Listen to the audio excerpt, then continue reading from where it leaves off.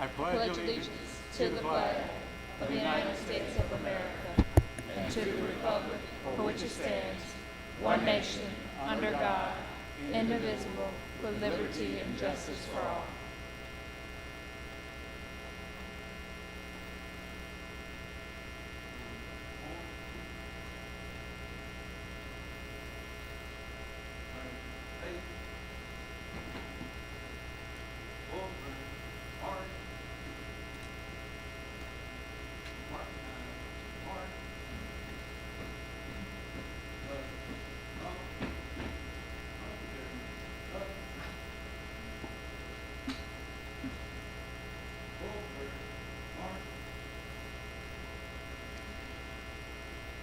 Please remain standing for a moment of silence.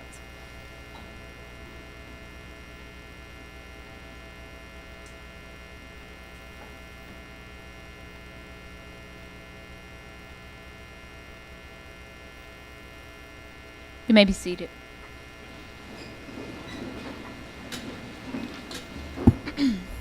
In keeping with the SCS vision for arts education as being vital for college career and life readiness, tonight's Spotlight on the Arts will feature students from the Shelby County's Class Piano Program and Scholastic Art National Gold Medal winners.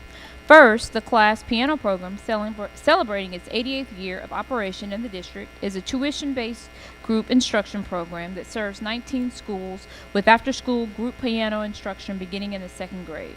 It has been in existence since 1930 and is the oldest continuing piano program in the U.S.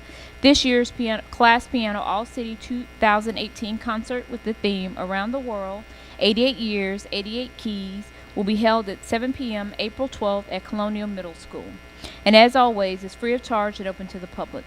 Performing the All-City finale, He's Got the World in His Hands, will be Hannah Wong and Christina Wong from Germantown Middle School, piano teacher Miss Donna Browning, along with Jada Thomas, Central High School, and Tyler Llewellyn, Colonial Middle School, piano teacher Mrs. Brenda Buford Shaw.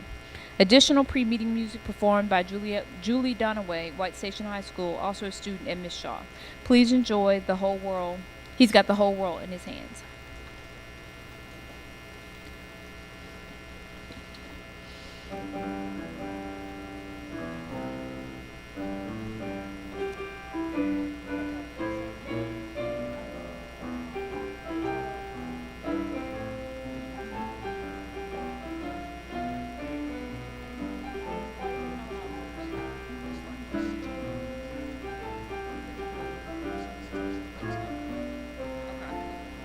And your ad is an additional one?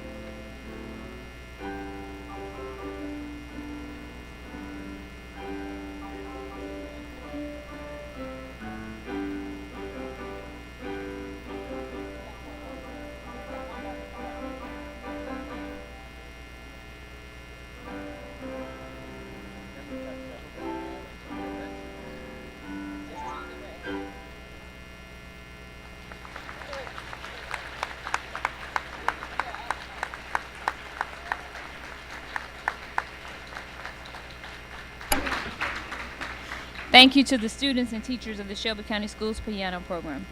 We'd now like to present two 11th grade students from the White Station High School, along with their visual arts teacher, Charles Berlin. These students, Stephanie Wang and Sridhar Narayan, both won national gold medals for drawing. They are invited to receive their awards at a ceremony this June in New York at Carnegie Hall. Their artwork is displayed on the screen.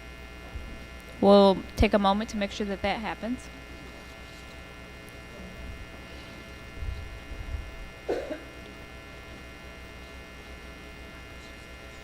Oh, that's not going to happen?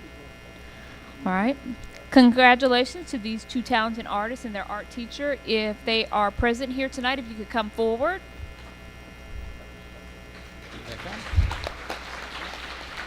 Thank you to all the students, teachers, and administrators for making this Spotlight on the Arts happen. Board members, if we could come forward and take a picture with them, please.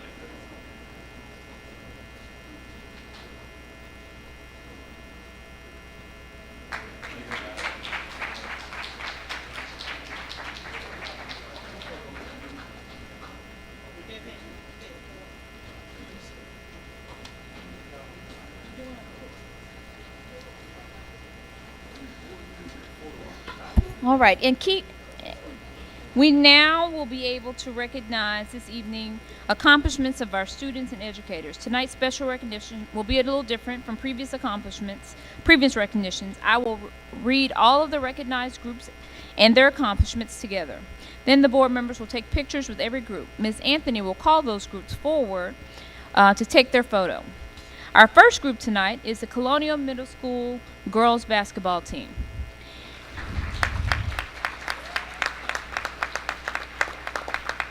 They are the TMSAA West Tennessee Large School Sectional Champions. They have won the title of Sectional State Champions the past 2 years, making them back-to-back state champions in the girls' large middle school division. Their coach, Kevin Sanford, and the principal is Marquis Pfeiffer. Congratulations. Kevin Sanford, congratulations on another state championship. Go Vols. One of my alumni. Next, we will have the Bellevue Middle School basketball team. They are winners for the 2017-2018 TMSAA West Tennessee Small Divisional Sectional Champions. This is their fourth state title in a row, an unprecedented number of titles for middle school teams. This head coach is Mr. Mario D. Taylor, and the principal is Mr. Kevin Malone. We are so proud of you. Congratulations. If you'll come over to the right as well. And Bellevue, if you could come and stand up, we're going to start taking pictures this way. I'm sorry, to the right, to my left, there, right. Okay. Bellevue Middle School, if you can come up as well. We will also recognize the Hamilton High School basketball team. Yes, I'm going to. Colonial, if you can also come up to the left, we're going to take pictures with all of our fabulous team. We will recognize Hamilton High School boys basketball team. The Wildcats were able to accomplish winning every championship title a team can win in the magical season. They finished the season undefeated and won the district tournament, county championship, regional championship, sectional championship, and culminated the season winning the TSAA 16 AAA state title. The head coach is Will Smith and the principal is Elvin Bell. Our final recognition for the night is the East High School boys varsity basketball team. The East High School boys varsity basketball team was ranked number 1 in the nation by Max Preps. The Mustangs are the reigning 2017 TSAA Class 16 AA state champions. This year, Memphis East won their 3rd consecutive state title. The team also achieved this distinction in 2016, winning a total of 8 state championships. This is the highest number of championships held by any basketball team in Tennessee. Four East basketball players made the all-tournament team this year. The head coach is none other than Anthony Hardaway, and the assistant coach was Javante Holmes and Sorrell Valentine. The principal is Miss Marilyn Hillard. We want to congratulate East basketball team.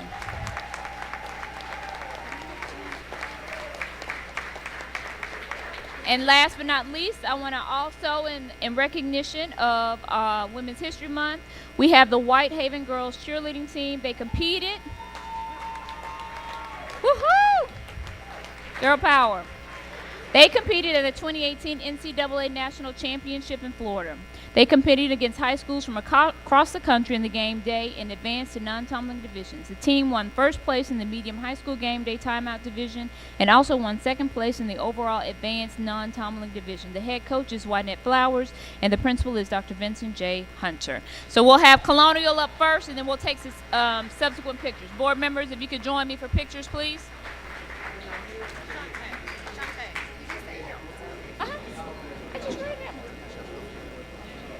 They're the third one.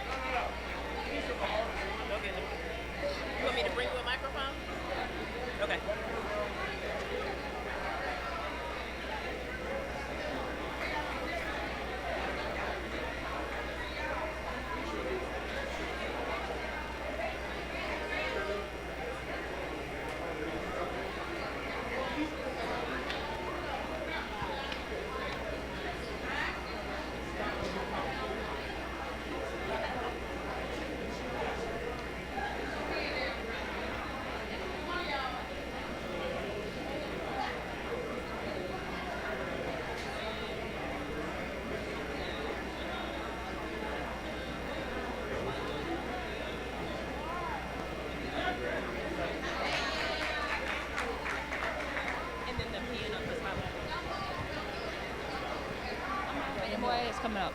Ridgeway Middle School. Ridgeway Middle School. We want to recognize the boys basketball team who won TMSSA West Tennessee Sectional Championships. Principal Corey Williams and Coach Jarvis Stevens. Come on up, Ridgeway.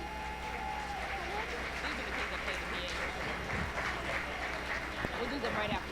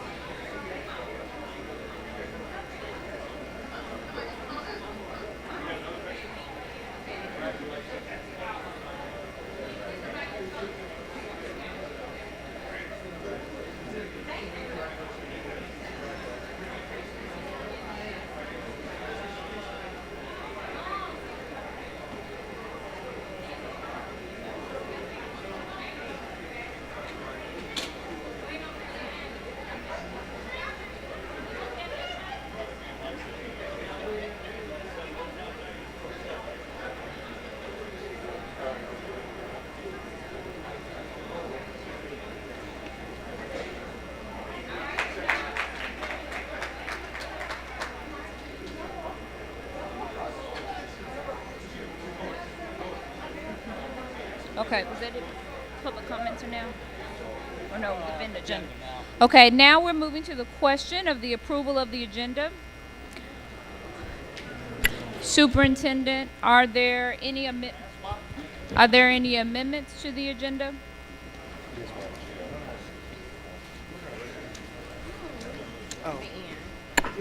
Thank you, Madam Chair. We want to add an item for the sale of some vacant land at the South Area office. Also want to pull items 11.8 and 11.11. Are there any other amendments? Yes, Yes, Ms. I'd like to add a resolution, and I think that would be at the end on the Bayer. Okay.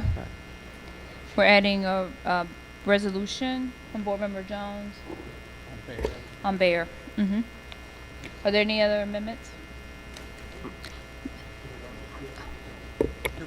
Mr. No. Mr. Cornell, do you have an amendment to the agenda? I've got a resolution to submit, and I talked to the chair about possibly that going into a committee for discussion, and it is regarding school scores. Okay, and so does, make sure that board members have a copy of that as well. Now, will we be reading that a little later? Yeah, we'll be reading that later into the agenda. Seeing no other amendments, can we get a roll call vote? Board Member Caldwell, Aye. Board Member Oracle. Board Member Woods. Aye. Board Member Love. Aye. Board Member McCormick. Board Member Jones. Board Member Bibbs. Board Member Cornell. Aye. Board Chair Avant. Aye. You have 8 ayes. We have a quorum that the agenda passes.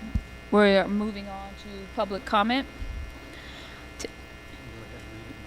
Tennessee law makes no specific provisions for participation of the public at the meetings of local board educations. However, board policy provides that not more than 30 minutes of each regular business and special call meeting shall be devoted to public comment. Speakers must state their name, home address, organization he or she is representing, if any, and subject of the presentation before they are permitted to proceed. Speakers may offer objective comments about the school operations and programs that concern them. Speakers are asked to refrain from using names of personnel, names of persons connected to the school system, particularly when lodging a complaint.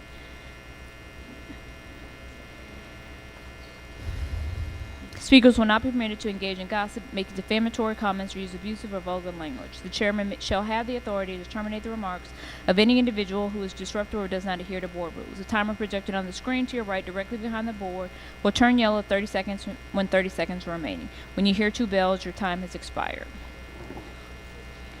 6 speakers, 3 minutes each. We have 6 speakers. There will be 3 minutes each. The first is Tara Lynn McChristian. Please state your name and address and affiliation. Marcy, want to shove those? How many cell phones you got? McChristian, 4395 Revere Cove, Memphis, Tennessee. I'm a parent.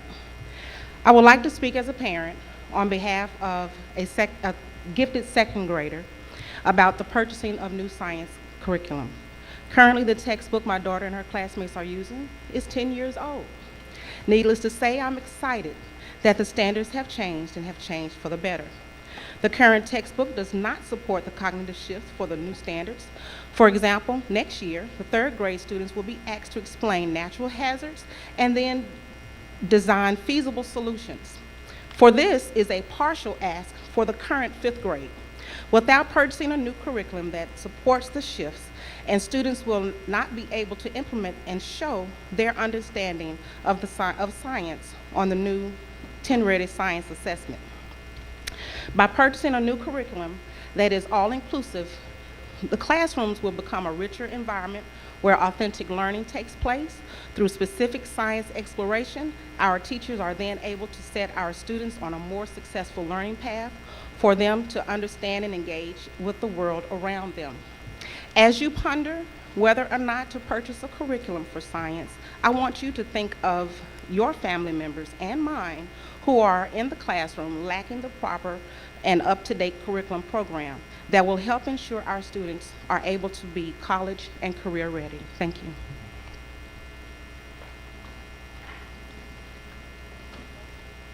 Our next speaker will be Alberta Tensek Jr. Albert, I'm sorry.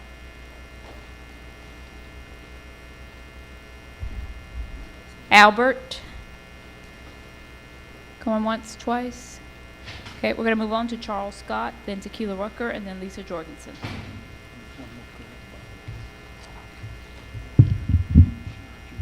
Charles Scott, 3689 Huckleberry Street, 38116. Here to speak with another update from the United-Shelby County Council PTA. I'm not sure what I'm going to do with 3 minutes this time. But basically, I hope you had the handouts that I passed to you. Again, just want to continue as always to give you an update. To Chairman Avant, to the board members, Superintendent Hobson. Again, an update since the last meeting was here. I had an opportunity to read to the second grade class at the Chimney Rock Elementary as part of the PTA Dr. Seuss birthday on March the 2nd. Also had the opportunity to attend the Middle College PTA Student Appreciation Day on March the 8th, which many of you were there as well. In addition to that, we can continue the advocacy as we traveled to Washington, D.C. on March the 13th to the 15th. There were many students there at that time as well. We're close to over 100 national PTA leaders from all across the country and from the Tennessee PTA to visit our Tennessee congressman to advocate on behalf of school funding and for school safety. We had the opportunity to visit Congressman Steve Corn, which many may say that may be an easy visit if you're a Democrat, but we also took the opportunity to visit the other side of the aisle as well. We spent time with Representative Congressman Marshall Blackman, a Republican who will be running for the U.S. Senator. We also spoke to 2 senators from the state of Tennessee, Lamar Alexander as well as Bob Corker. Also, I had the opportunity to visit Whitehaven High School to meet with my 10 students. This is my 4th year as a Tennessee Achievement Mentor. I believe that is a great program and need to continue to support that as well. Also, we recently received news, and you see copies of your handouts as well with more detail on these items. Well, Tennessee PTA was one of the 5 states to receive a family engagement grant from National PTA. Also, I'm honored to have been invited to be a panelist from a member of the MSCEA, the Memphis-Shelby County Educational Association. They'll have the Educational Partnership Forum on Saturday, April the 14th, and I appreciate that opportunity to speak on their behalf as well. And last but not least, this year wraps up to an end. My term is ending as a 1-year elected officer, but we will be holding our election for new officers next year, and that'll be taking place on April the 5th at the Barnes Auditorium. In addition to that, we'll be presenting rewards to many of our students and local unit leaders who have put in great work throughout the school year, and as always, we want to invite each and every one of you to attend. Again, you'll see several pictures in your attachments as well, see from some of our visitors as well the opportunity where many of the students attended the Student Storm the Hill event. Again, we thank you for your time and your support. Thank you, Mr. Scott. Tequila Rucker.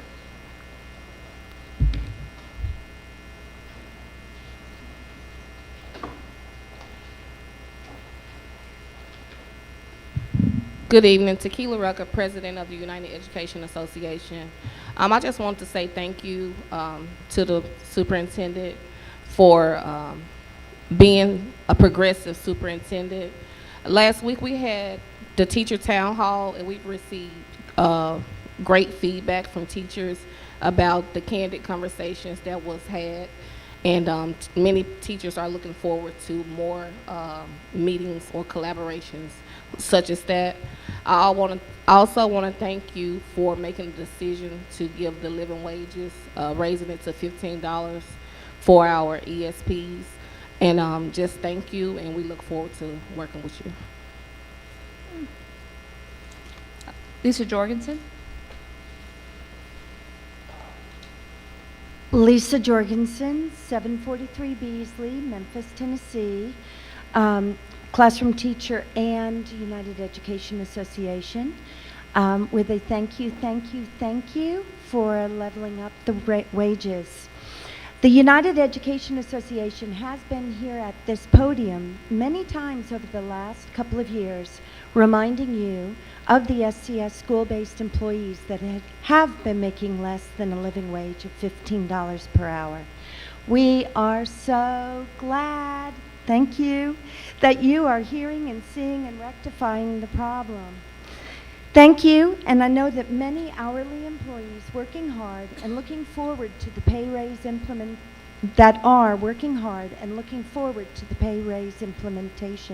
Thank you again. I do want to remind you that there's another category of school workers who were outsourced several years ago. The custodial staff lost pay, benefits, and even the state pension opportunity when they were outsourced. The University of Tennessee at Knoxville privatized their custodial staff. They realized that the decision was a poor one. They rescinded that and returned those custodians to full employee status. The United Education Association requests that Shelby County Schools do the same. Thank you. And our last speaker will be C. Scales. No? Okay. All right, we're going to move forward. Now is on the question of the approval of the minutes. We are looking to approve the minutes for February 27, 2018 business meeting, and approval of the minutes for the March 20th, 2018 work session. Are there any corrections?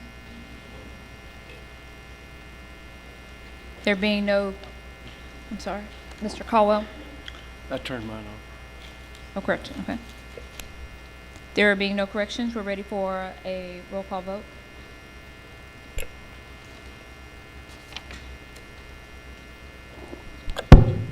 Board Member Caldwell. Aye. Board Member Orgel. Board Member Woods. Board Member Love. Board Member McCormick. Board Member Jones. Board Member Bibbs. Board Member Cornell. Aye. Board Chair Avant. Aye. You have 8 ayes. We have a quorum. The minutes are approved. We are now moving on to committee reports. I want to first share from our report tonight. I want to thank Ms. Miska Clay Bibbs for her outstanding leadership in what was a phenomenal night for the SCS Gala that was held this past Saturday night. We were able to recognize Tony Armstrong, Brandis Lee, Judge Jim Kyle, Johnny Moore, and the late Burnell Smith, and we had great representation. It was a phenomenal night, and it was a testament to SCS and the great work that we're doing to see those folks come back and who have done such great things in this community and beyond. So thanks for all who were able to attend. I also just want to recognize a few folks who made something phenomenal happen today. Today we hosted the 2nd annual Girls Summit. In recognition of Title IX, we had 300 middle school girls who participated today, and we'll have 200 high school girls who will participate tomorrow. This is a program that is in collaboration with the Women's Foundation and the Memphis Grizzlies. They had phenomenal basketball players and female athletes from across the country who came to participate. We also got a picture with Tamika Catchins from my alma mater, UT Knoxville. I'm just going to say that. Shout out, go Vols. She did a great job of doing skills trainings. So many of the girls talked about how wonderful it was not only to have that experience with those women at that type of level, both collegiate and professional level, but that they learned so much about the power of girls. And so I want to thank India Weaver, who director of our SCIAA, for organizing this event to make sure our girls have this opportunity. But I'd also like to thank Mr. Steve Wary with transportation, who was so instrumental in making sure that we had transportation for those girls back and forth to schools, and Jake Allen, who helped coordinate. So I'm appreciative of all the hard work that comes from making sure that our girls have those types of opportunities. Thank you to all the staff. I'll now move into the Academic Performance Committee report.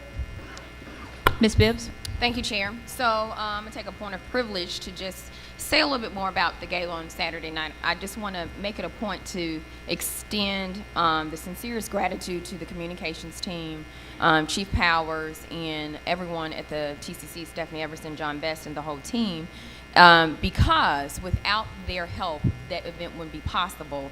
And if anyone has a Facebook page, I'm sure you can go to the Voice of SCS, as well as a lot of the attendees' pages, and see what a great time we had.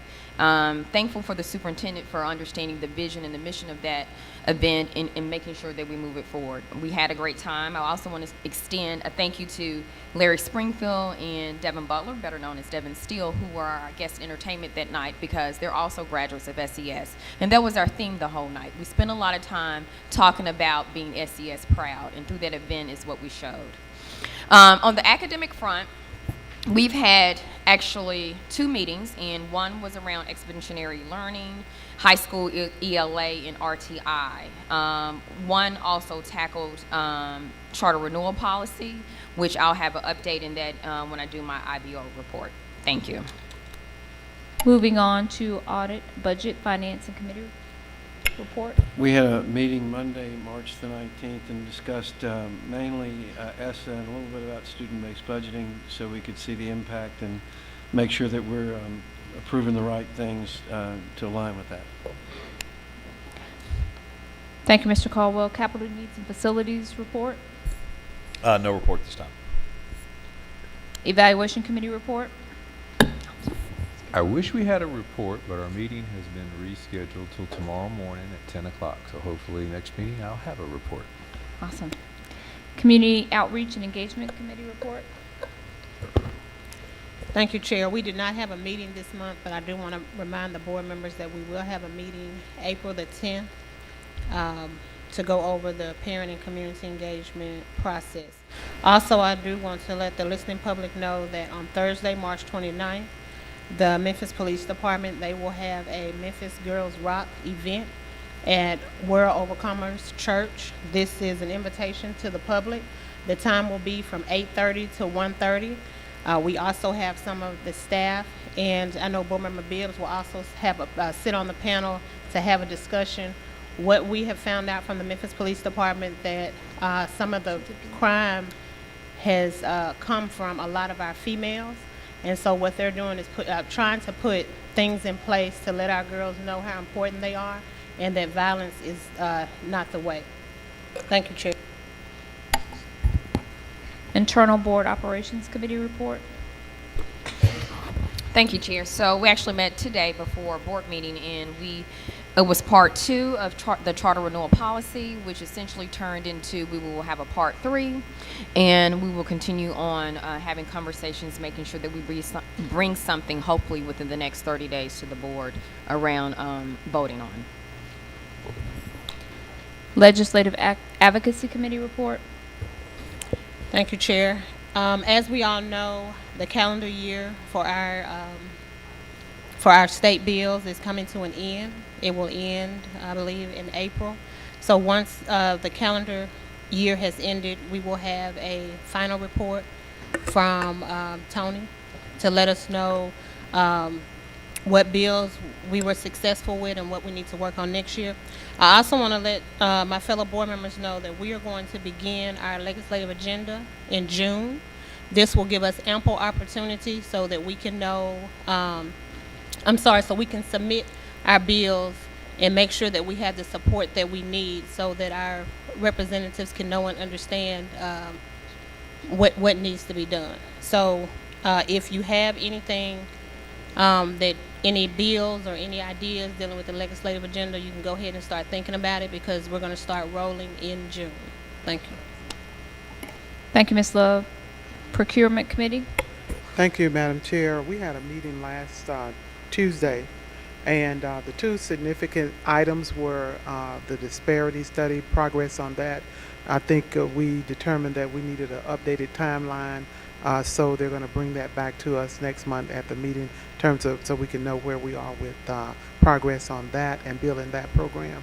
And the next item of significance was discussion around Bayer purchase and agreement, and I think there was a robust discussion. There is a resolution that came out of that because during the meeting there was some disagreement or misunderstanding. I think there needed clarity on some terms, and so while the resolution doesn't really address that, but it just addresses some timelines in which we would have to use to view the documents. So that's the end of our report. Thank you, Ms. Jones. Now we'll move to the superintendent Thank report. you. Thank you, board members. Just want to update you, I guess, a couple things. I guess first, just really positive feedback from the staff and really from the community on the living wage. And I just want to take a couple minutes, board, and just remind the public of where we were and how your steadfast stewardship of the dollars and making smart strategic choices have led us to where we are now. It was just 5 years ago we were merging and we had a $100 million deficit, and it seemed like for those first 3 years after the merger we were faced with $70 to $80 million in cuts, and we literally were laying off 500 to 700 people every year. And during that point in time, the board really just made some smart decisions. They were tough at the time, but now you're starting to see those decisions bear fruit. And I just do want to just say to the community that not only were we able to make this recommendation and do this for our employees, but we're also able to do it in a fiscally prudent and responsible manner. Just so proud of Lynn Johnson and his stewardship for this. So what we essentially will be doing, board, is probably bringing the board a amendment to amend the budget in April so that this hopefully can take effect May 1. So that's kind of the status of where we are now. Again, we've been just doing due diligence to make sure there's no unintended consequences, and we haven't found any. So we also just want, so the board knows, we want to plan toward the end of the year an hourly worker appreciation day. Again, so many people put forth so much effort every day to make sure our kids are cared for, fed, read to, taught, and we just want to recognize all the hard work that everybody does. So just wanted to say that. But again, the April meeting will bring forth a budget resolution so this can take place in May. Secondly, want to update the board on an incredible meeting I had with a number of students from Bridges, and those students went to high schools almost exclusively in our district, and they approached me and asked if they participated. I guess there's a National Student Day of solidarity where they're protesting gun violence in solidarity with the students in Broward County, and they wanted to know if they participated in this walkout in a very organized way, whether they would be subject to disciplinary action. And there are a lot of constitutional issues, under the surface that we have to consider. But we thought at the end of the day, and what we told them was that if they can do this in a responsible and organized way, and Dr. Ray and his team is having small meetings with them so we can plot this all out, MPD's on board. So we really want to support these students in this way, use it as a teachable moment, and so we'll have more about that. Again, I think there are more details to work out, and Dr. Ray and his team are working on those. Some issues have come up that the students asked specifically about high school students, and we've had some questions around middle school and elementary school. So we'll be able to give you more detail about that. And I know some board members had some questions, so if you want to, if I'll do my best to answer those if you guys have any questions about that particular issue. But again, it's still, I suspect, Dr. Ray, your next meeting is scheduled tomorrow? Tomorrow morning. Okay. And really the focus was, we were very clear that while the students who were with us were outstanding and had great intentions, there are some, kids who may choose to act up at that point in time. So we want to make sure we have that organized. We want to make sure that for students who don't want to participate, they're not forced to participate. We want to make sure safety is priority number one. But we still want to make sure these kids have an opportunity to express themselves like they are constitutionally allowed to do. So if there are any questions about that, I'd be glad to answer. Mr. Caldwell. Yes, Superintendent, I appreciate your comments and the work that the district's doing. So I've had several constituents ask about their middle schoolers and their elementary school students, if they would be subject to any kind of punishment. I think there was even some inconsistency from some of the partners that we have. So as soon, is that what's going to be clarified in the next day or two? Yeah, absolutely. I think that we were clear in that, we can be supportive of this, but there's more negotiation that needs to happen in terms of, what it looks like in schools, and are we doing high school, are we doing high school and middle school and elementary school, which obviously it's a whole different perspective from middle schools and elementary schools. So we'll certainly keep you in the loop. We'll be meeting next week, tomorrow, and then we'll have a follow-up meeting the next week, because it just needs to be laid all out to make sure we can do it in a safe and a responsible way. And we'll post that on the website? Yes. Okay, and so I agree with you 100%. I think this is a teachable moment. I think that's part of what our democratic process is about, is citizens being able to responsibly and respectfully advocate for what they believe in. I think that's what we try to do up here on the board. So, and I can see where it would have value in each grade level. And so I applaud y'all for considering that and trying to work out the details. And we look forward to seeing that we post that and make sure that it's even some kind of blast out to parents so they don't have any questions. But thank you all for your hard work on that. Ms. Love. Thank you, Superintendent. I do applaud you for listening to our students and getting their voice. I would like to make a suggestion. Since this will be done on April the 20th, a suggestion would be that we dedicate that entire week to National Gun Violence, or SCS gun violence. And this way we can include all of our elementary school students, middle school students, and high school students not participating in a walkout, but giving them space to express how they feel and to ask questions as it relates to gun violence. Because the gun violence that happened in Florida is not the gun violence that our children see every day. So there are different types of gun violence, and I think that we should use that entire week to let all of our children create space and allow our schools to help inform our students, and our students can help inform us as it relates to gun violence. That way the entire district will play a part of this. And I'm not going to say that, a walkout, the entire district walking out, I'm not going to say that's what we need, but I do think we need to create space and maybe have different opportunities, activities for all of our children for that entire week. So that's something that you guys can think about. I agree with that. Also, board members, just a couple more updates. So I'm actually going to be on a panel next Tuesday in connection with the MLK 50. It's the Promise of Education. Our former Secretary of Education, John King, will be on there with, I think it's at 11 o'clock. So we'd love to have you guys join if you can. And then finally, wanted to raise the issue that Ms. Jones talked about in terms of the resolution that I agree with. I've looked at it. You know, the board authorized us a few weeks ago to essentially negotiate the terms of the sale of the Bear Building and then bring that back to the board, where part of that process, Bear has asked us to sign a purchase sale agreement. Now, the purchase sale agreement has about 9 different outs, but most importantly, the purchase sale agreement is subject to the board approval and ratification. So, you know, our intention has always been that once we got some terms and did more due diligence, because there's more due diligence that has to happen, we would always, the final decision would certainly be up to the board, which is what we contemplated, but just did want to raise that with you all. I intend to sign the purchase sale agreement today. I think you guys have a copy of it.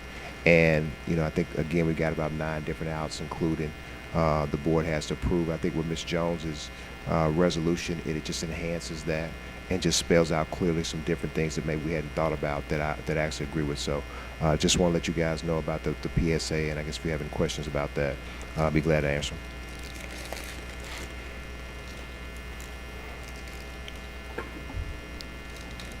Ms. Jones.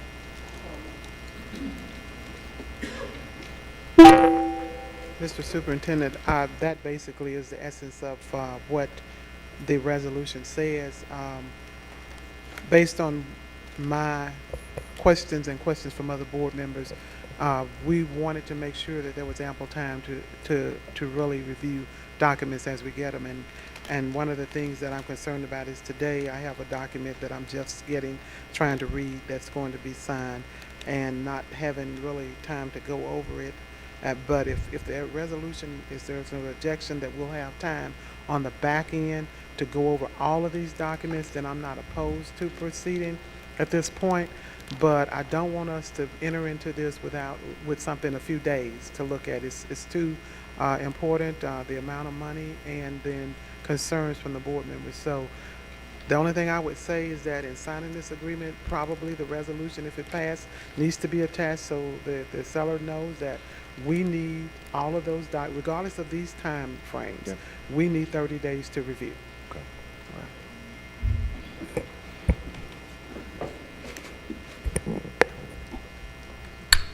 Mr. Orgel. So I want to support what Ms. Jones said, and I think, Teresa, we've been on the board together for 7 years, and the one thing neither of us ever like is a gun put to our head. And like I know when we used to have policy and someone would come up and say, we need this approved in the same night, you know, we wanted 2 readings, and my comment was always, well, you knew this, it was state law. It came down in April, we're in July. Why are we looking at it now? So I'm supportive of this, but as long as we have ample opportunity and that the 9 conditions are settled, and the outs that we settle those conditions prior to closing, and I would respectfully request that we have, when we get to the point where you're ready to make a final decision, that you give us several weeks to do that and run through the documents, and because we've got a couple of attorneys on board and some that like to play attorney, Kevin, and that we have ample time to look at it. But I'm supportive of it. I appreciate it, and I think it makes good sense on the surface for our school system. And it actually is in the middle of Ms. Jones' district, and would be very beneficial to that area. So I appreciate you and your staff bringing this to us. If I could, board members, do we just have the one slide, just because I know that the public has a lot of interest in it, and I think there was an article that came out in the paper the other day that probably pushed it too far in terms of where we really are. So if we can just put up those conditions just so the board and so the public knows, and just, again, for context, we've been negotiating, we've come up with a price, and what's going to happen now over the next few months are a number of things. We've got some environmental things we have to look at. We have more due diligence to look at. So once we get to a point where if we decide, okay, we think this is to go, we have to make a recommendation, then we have to come back to the board. And I think that, it's pretty clear, and I agree with that. I mean, at least 30 days, for the board to be able to dive into it. But can we go, I don't know if I have a, some say.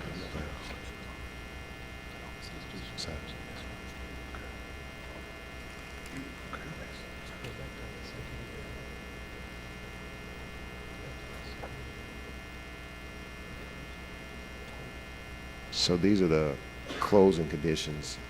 You've got to deal with the environmental piece, a bunch of stuff regarding the environment. I think the last thing, which is most important, I think, which has always been consistent with what we said, is that the approval of the proposed transaction by the SCS board and Bears board. So this is just really a step in the process, and I'm clear on the resolution. I'm supportive of that, and we'll just make sure we adjust our timeline so the board has the adequate time they need before they make whatever final decision.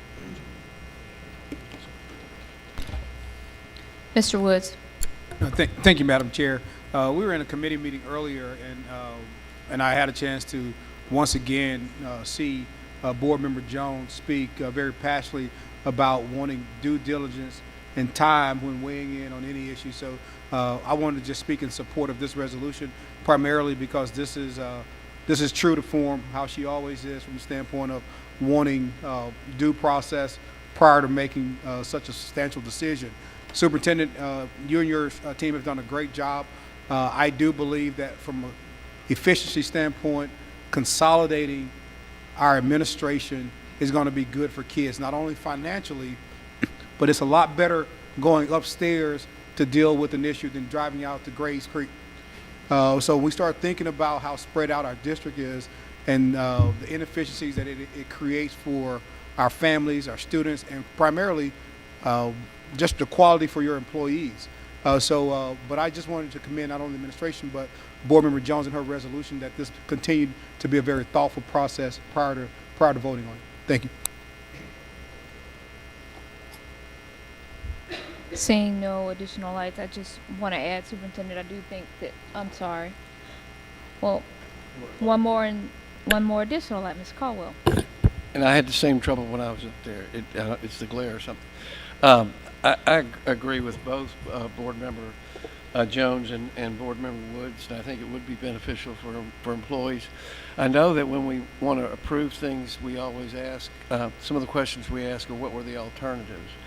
And so I would like to see a comparison of the other options, because if we're going to do due diligence, we can't do it in a vacuum.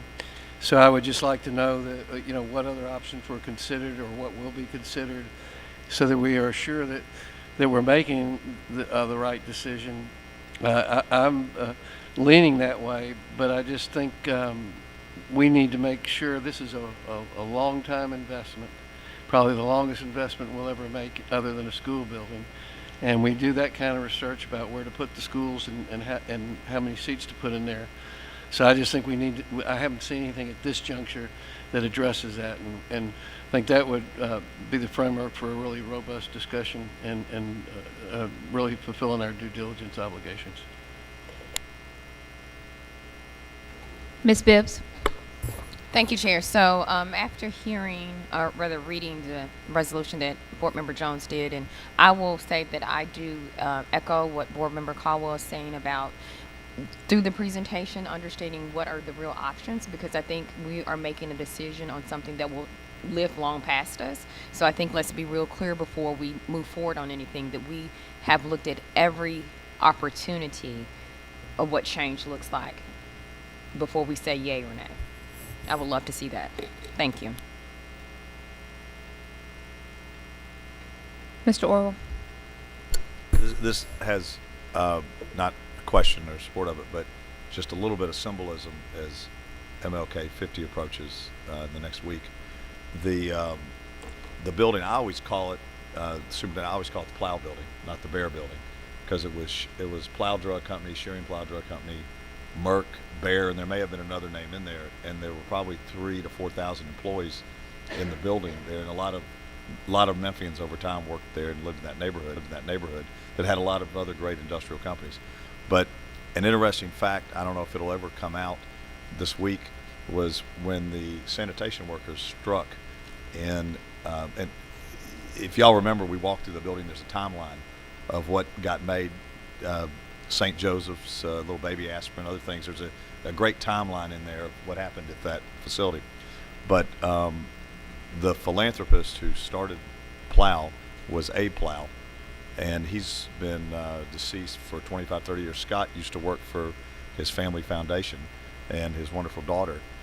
And Mr. Plow, when the sanitation workers struck, went to the mayor and offered to settle the strike for a dime. He was going to pay out of his pocket a dime an hour to settle the strike, and the city leaders didn't take him up on his offer. And then we know what happened. Garbage piled up, and we know what happened in the aftermath of that. But there's a lot of symbolism in that, with us even looking at that piece of property and whether we buy it or not. But there was a great man and a lot of great people associated with that, and who cared deeply about the city. So I call it the Plow Building. I know we're buying it from Bear, but I think a lot of probably people my age and older probably would say that's the Plow Building. But I just wanted to share that. Mr. Cornell? Yeah, Board Member Orgel. Also, one of the most wonderful things that was ever saved for our community was Plow Park, which is now the Agri Center and the Shelby Speaking Farm. to your mic just a little bit more, Mr. Cornell. One thing that he also did was he saved a huge tract of land and worked to promote it, called Plow Park, which later has become one of the largest urban parks in the country.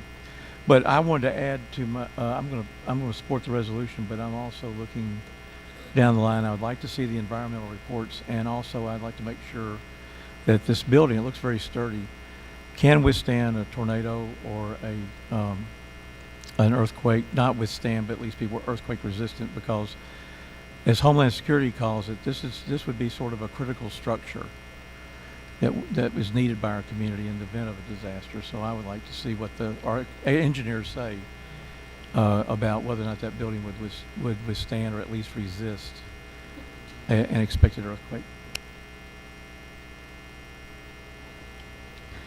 Seeing no additional lights, you turn it on and you turn it off. You're done.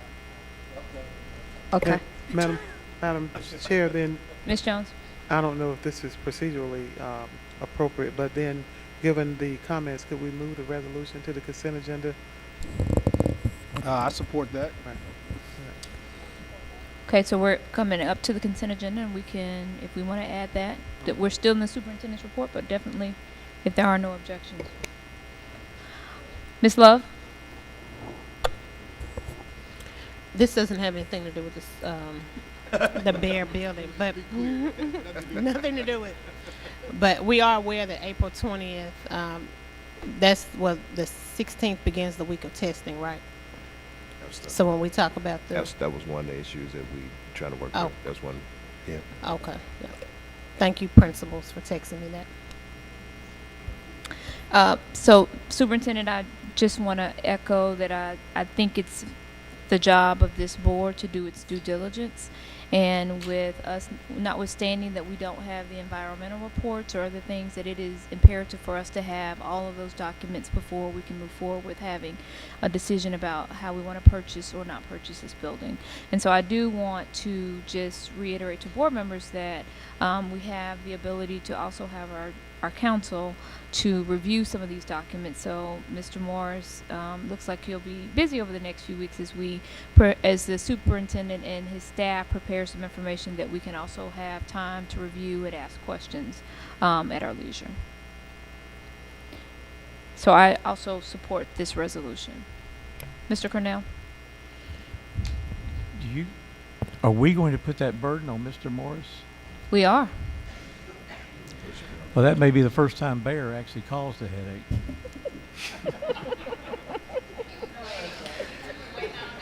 But bump.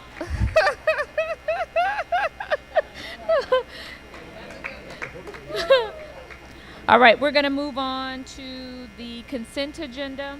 I do want to make a note for the record that there are a few edits to a couple of items. 11.17, which is the Balmoral Ridgeway ES roof replacement. There was a clerical error where it stated an amount for the recommendation of $300. It's actually $3,000. And then also for 11.19, the Durham Student Services contract. There is, it should state that this is a 2-year contract in the amount of $49,500. The first year being $49,500,000, thank you. The first year being $24,200,000 and the second year being $25,300,000. So let me just repeat for the record that the Durham Student 11.19 Durham Student Services contract in the amount of a 2-year contract in the amount of $49,500,000, the first year being $24,200,000, the second year being $25,300,000. So if board members don't have any objections, we will move forward with those on the consent agenda. And I do want to, at this time, entertain that Ms. Jones has asked for the resolution to also be moved to the consent agenda. If there are no objections, then we'll do so. Yeah, we will, yes. Seeing no objections, we are there any items that any other board members would like to remove from the agenda? Are any other items for the consent agenda that you would like removed? Superintendent, are there any items that you have that you're removing from the consent agenda? Okay. We did add to the consent agenda that we moved the Pomeroy IT. We removed that? We just moved it. It was on the wrong place. It was in the action. It was on the action and now it will be moved to consent. Yeah, it's on consent. Okay. Seeing no other, Somebody said they wanted to move the strategic. we do need to remove the strategic fund allocation from the consent agenda to the action, as well as the Balmoral. Okay, took care of that one. So we're just removing the strategic allocations to the action agenda. Nobody else? Voted. No other roll call vote? Oh, let me read them into the record so that you know what you're voting on. 11.2, sub grant of Choice Neighborhood Initiative, Urban Strategies, and the action item, and the amount of $1,250,000. 11.3, Superintendent's Learning Academy instructional materials in the amount of $500,000. 11.4, Curriculum Associates in the amount of $261,872.45. 11.5, Xanadu Printed Materials High School ELA Curriculum in the amount of $918,892.32. 11.6, Expeditionary Learning Curriculum Materials K-5 in the amount of $8,286,990.11. 11.7, EL Education Contract for Professional Development in the amount of $561,000. 11.9, NWEA MAP assessments in the amount of $807,218. 11.10, Teach for America contract in the amount of $750,000. 11.11, 1111 full. no, Yeah,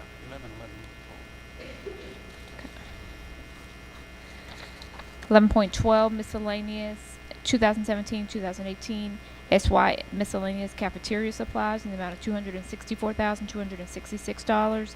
11.13, cafeteria equipment steamers in the amount of $198,427.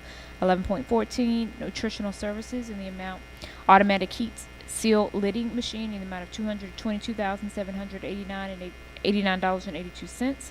11.15, Maxine Smith Academy roof replacement in the amount of $164,493. 11.16, Kingsbury Elementary School roof replacement in the amount of $198,745.55. 11.18, Damon Marcus Company Facility Services Agreement in the amount of $188,870. 11.17, Balmore Ridgeway Elementary roof replacement, $166,777. 11.19, Durham Student Services contract in the amount of $49,500,000. 11.20, fuel in the amount of $2 million. 11.21, March budget amendment in the amount, budget amendment. 11.23,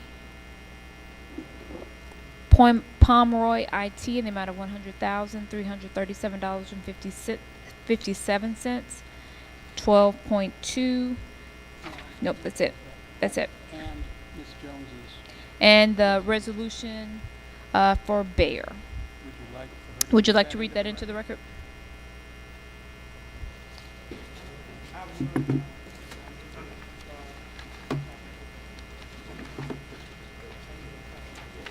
It's in your green folder. Here it is.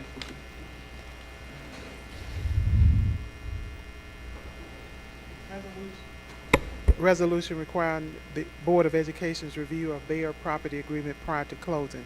Whereas the elected members of the Shelby County Board of Education on January 30th, 2018 approved superintendent's recommendation granting authority to negotiate terms and conditions of a purchase and sale agreement with Bayer Healthcare LLC, and whereas the purchase and sale agreement is subject to ratification by the board prior to closing, and whereas the board is committed to full transparency and a strong desire to exercise due diligence, and whereas the board must inspect and approve all documents prior to execution signage by the superintendent and his designees relating to the terms and conditions of the purchase and sale agreement, and whereas the transaction of is of such complexity that the terms and conditions of the previously approved recommendation to negotiate terms and conditions of purchase require clarification, and this is not the final.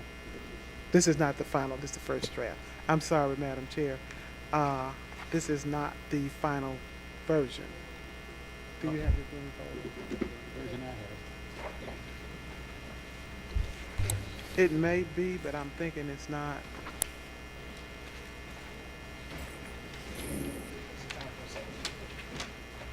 Staff, do you have the final version?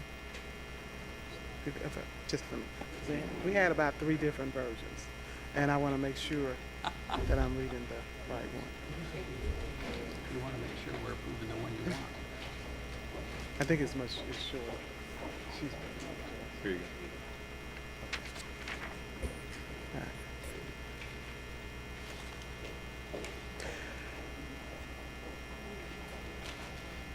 So, Turn your microphone back on. what I just said, whereas the board shall require independent report of the American with Disabilities Act status and any ADA compliance requirements of the property at 3030 Jackson. Whereas the board shall require at least 30 days to review the final negotiated contract and all documents, including but not limited to specifics of all terms related to liability and hold harmless agreement of the purchase and sale contract prior to submission to the Board of Education at a business meeting or special call meeting. Therefore, be it resolved that any and all documents signed by the superintendent or designee prior to the board shall of said closing documents contain language specifically clarifying that all documents signed by the superintendent and designee are not binding without approval of the majority of the elected members of the Board of Education. Be it therefore resolved that Shelby County Board of Education directs the superintendent to take all necessary action to ensure compliance with the terms and conditions of this resolution dated September the 27th day of March, submitted this 27th day of March. Teresa Jones, Board Member, Shelby County Board of Education, District 2. We are now moving to the approval of the consent agenda. Roll call vote, please. Board Member Caldwell. Aye. Board Member Orgel. Board Member Woods. Aye. Board Member Love. Aye. Board Member McCormick. Aye. Board Member Jones. Aye. Board Member Bibbs. Board Member Cornell. Aye. Board Chair Avent. Aye. You have 8 ayes. We have a quorum. The consent agenda is approved. We're moving on now to request for action. 12.1, Sherwood Middle School Life Safety Mechanical and ADA Adaptions in the amount of $4,997,530. Ms. Phelan.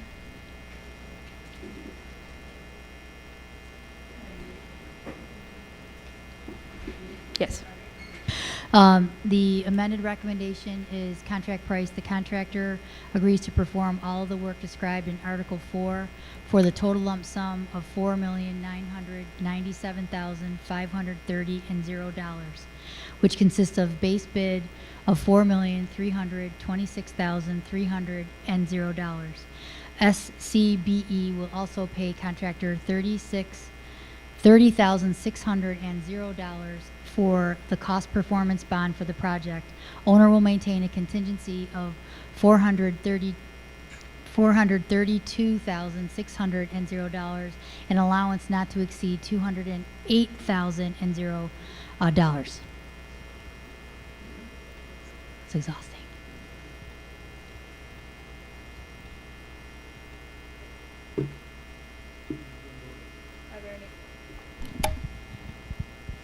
Seeing no lights, can we get a roll call vote? Board Member Caldwell. Oh, yeah, motion. I'm sorry. That's okay. Can I get a motion I'd like to to make a approve? motion that we Mr. approve Caldwell. approve the Sherwood Middle School Life Safety, Mechanical, and ADA adaptations. Second. Second by Ms. Jones. Roll call vote. Board Member Caldwell. Aye. Board Member Orgel. Board Member Woods. Board Member Love. Aye. Board Member McCormick. Board Member Jones. Aye. Board Member Bibbs. Board Member Cornell. Aye. Board Chair Avant. You have 9 ayes. That motion passes. This is, now we're moving on to 12.2, sale of vacant land, South area. Superintendent, can we get a motion and a second, and then we can discuss? So moved. Ms. Second. Jones? Second. Mr. Caldwell, second. And this is an amount of $165,000.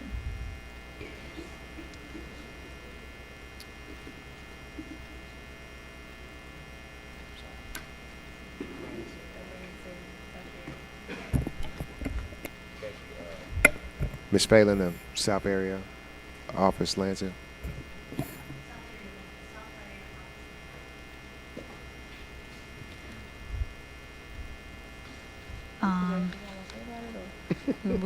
I don't have it right now. If there's no additional questions. Okay, we probably covered everything in facilities. We won't create questions. The quiz starts now, Ms. Phelan. Okay, seeing no lights, we're gonna move for a roll call vote, please. Board Member Caldwell. Aye. Board Member Orgel. Board Member Woods. Board Member Love. Aye. Board Member McCormick. Board Member Jones. Board Member Bibbs. Board Member Cornell. Board Chair Avant. Aye. You have 9 ayes. That motion passes. 12.3, resolution opposing the use of school scores and teacher evaluations. Mr. Cornell, do you want to read this into the record? Recognize. And you need to make a motion. Move for an adoption, and then we can discuss. I move for adoption of the resolution. Okay, go ahead and read into the record. His resolution. This resolution gonna read opposing the use of school scores in teacher evaluations. Whereas teachers have objected to being held accountable for work for which they are not responsible, and whereas teachers should be rewarded for choosing to stay and teach in the most challenging of environments, good teachers who dedicate themselves to teach in low-performing schools have been penalized by being required to take school scores.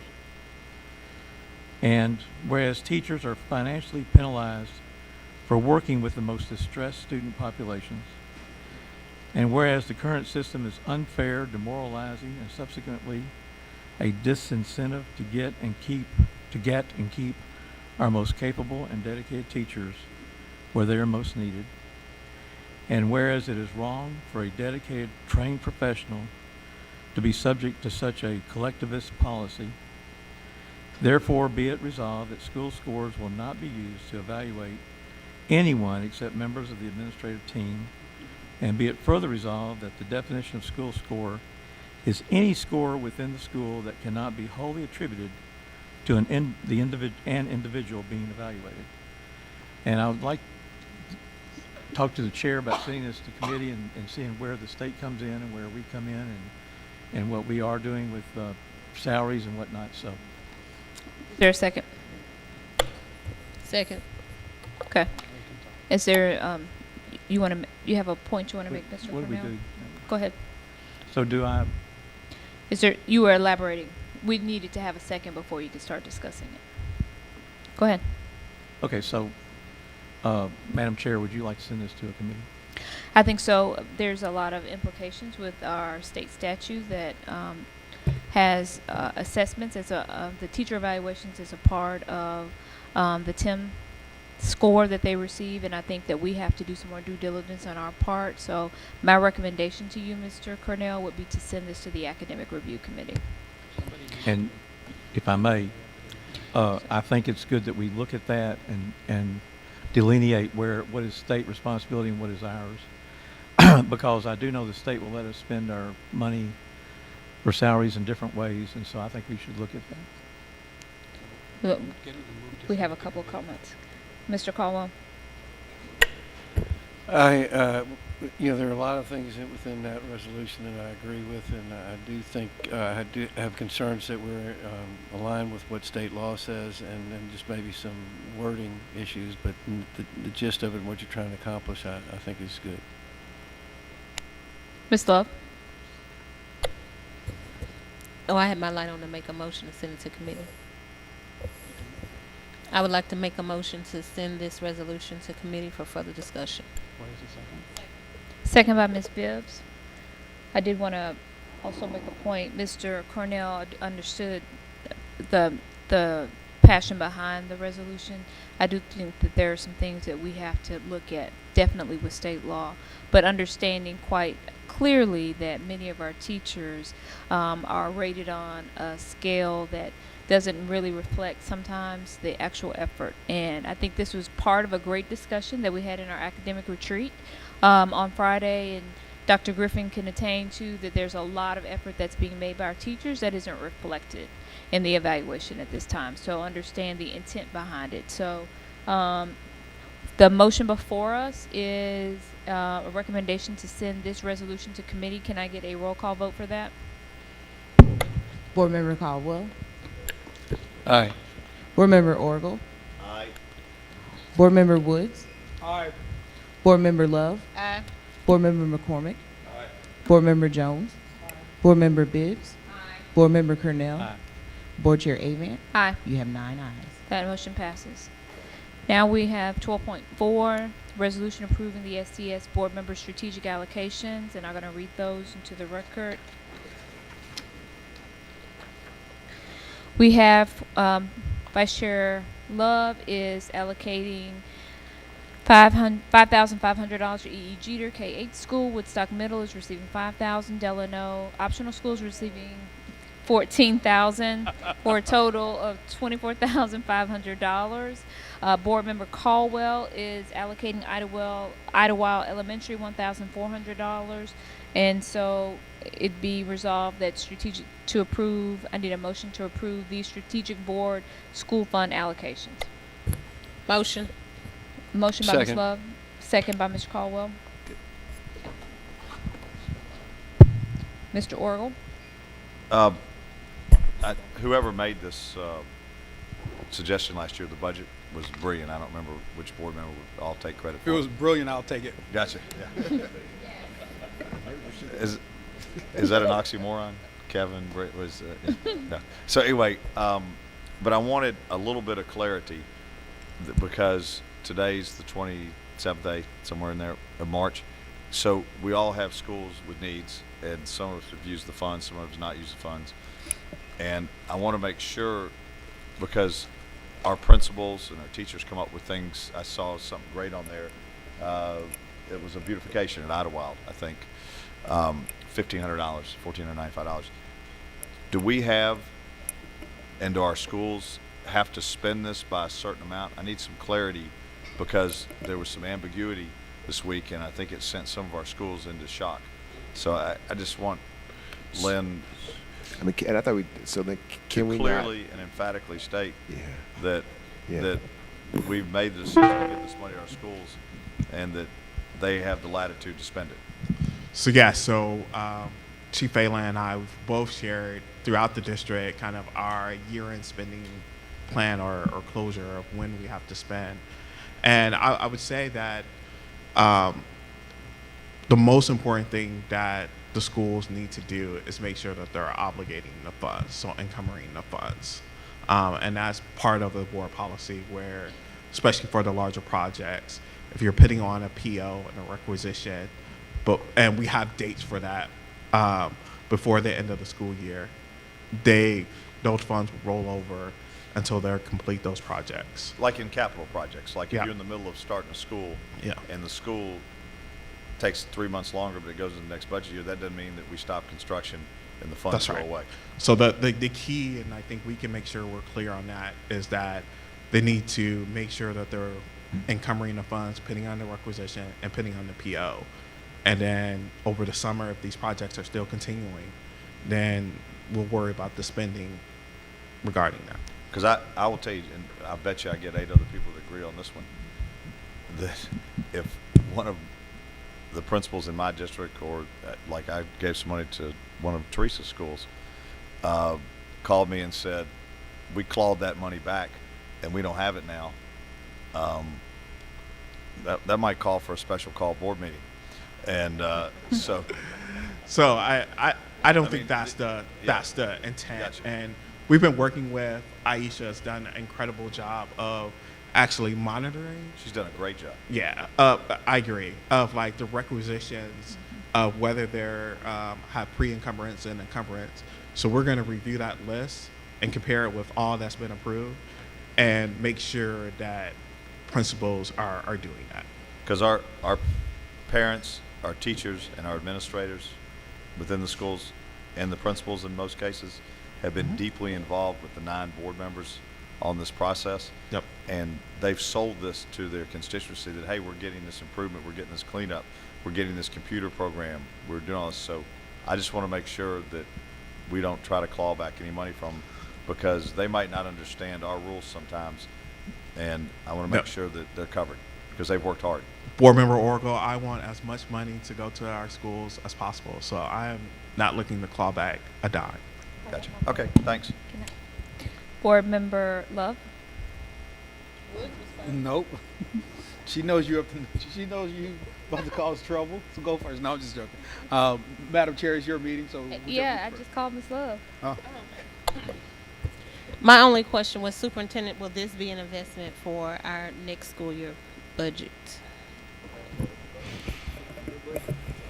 For Yes, our it's- budget, I'm sorry. Yes, it's Yes. included. It's included now. Included?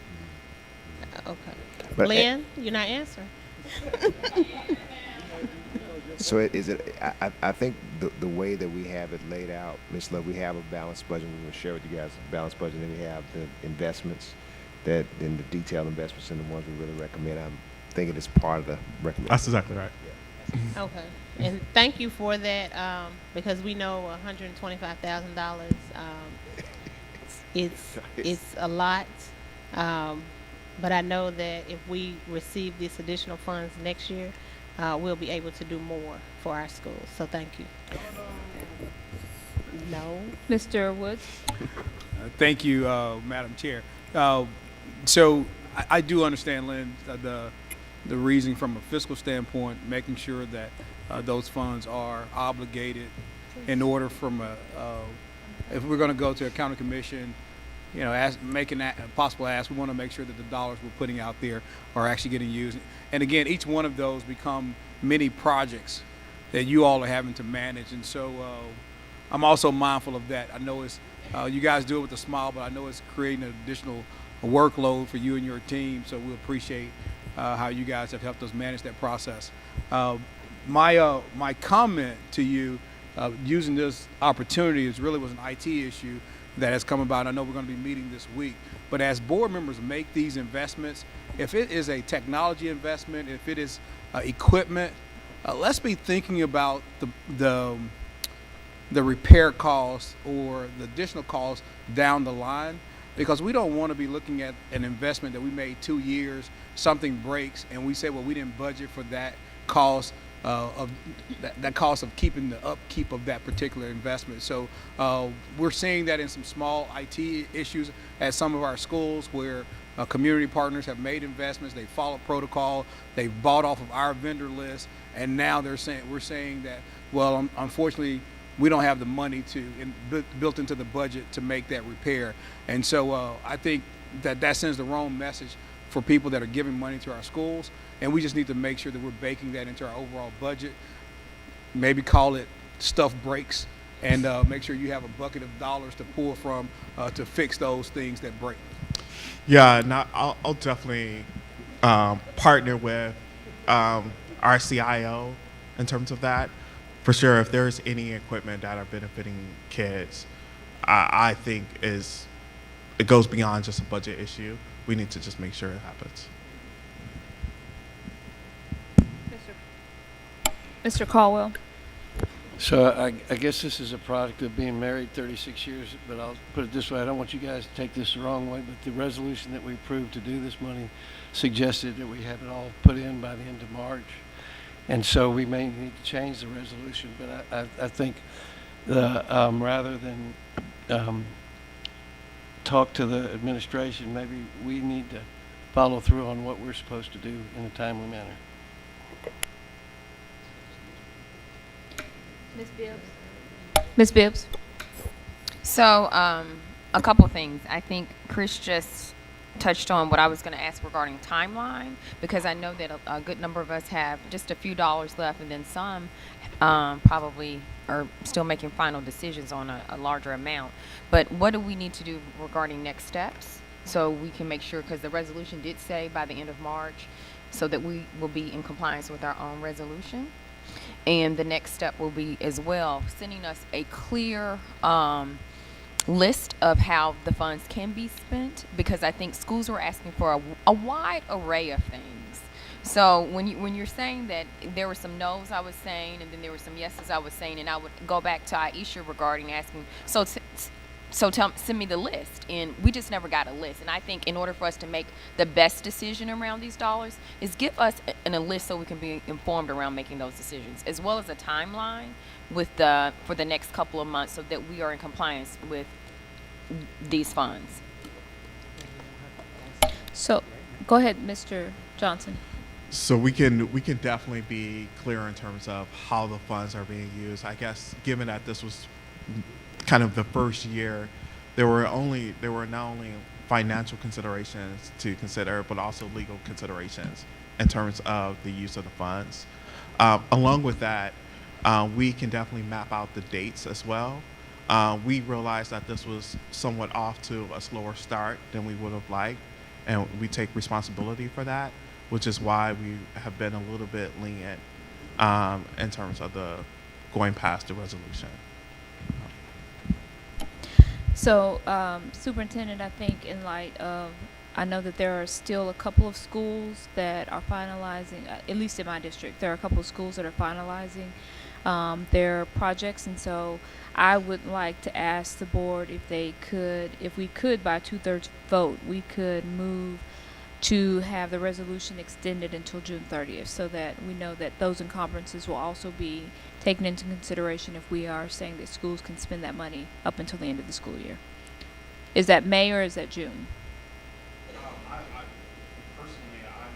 Or May, okay, which will give them the month of June to make sure that they're going through the process. So if board members might make a motion to extend the resolution approving SCS board member strategic school funds allocation until May 2018, we can do that by a 2/3 vote. Mr. Caldwell? So I'll make the resolution that we extend it to the end of May, and acknowledge that I still have a balance that I haven't done too. So. I'll second that. Because I think Ms. Love is trying to take our money, so she's trying to push it. No, Delano, no. Yeah. So it is. We have, that is one of the, if you use one of the most overused words in SCS history, it is definitely going to be Delano. That is for sure.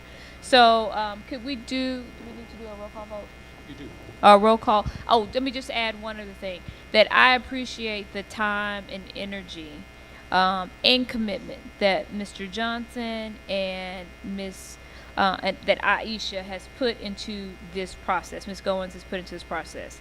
Me call Ms. Goins and Mr. Chief Johnson. I just want to be very clear to give them the respect due for creating a process for board members to be able to give resources to their schools, have conversation, have dialogue, and understanding that on top of all the other things that you're doing, that you have made this a pretty seamless process, at least from my standpoint, on how I'm able to allocate funds to my schools and they can follow that process that has been outlined and that this board has agreed to. So I appreciate your time in making this happen. So we could get a roll call vote. Board Member Caldwell. Aye. Board Member Orgel. Board Member Woods. Aye. Board Member Love. Aye. Board Member McCormick. Board Member Jones. Board Member Bibbs. Before I say aye, I do want to add that we do want to extend accommodations to Ms. Karen Key and Ms. Shanice Anthony from the board office because they were very beneficial in making sure for those of us who have spent our money to make sure that they were our key connectors with schools. So I do want to make sure we acknowledge them in this process. Thank you. Board Member Cornell. Aye. Shante, please. Board Chair Avant. Aye. You have 9 ayes. That motion passes, that there being a 2/3 in favor, extending the resolution deadline till May 2018. That is adopted. Superintendent, I think there were no other items. Call the names. I have a comment.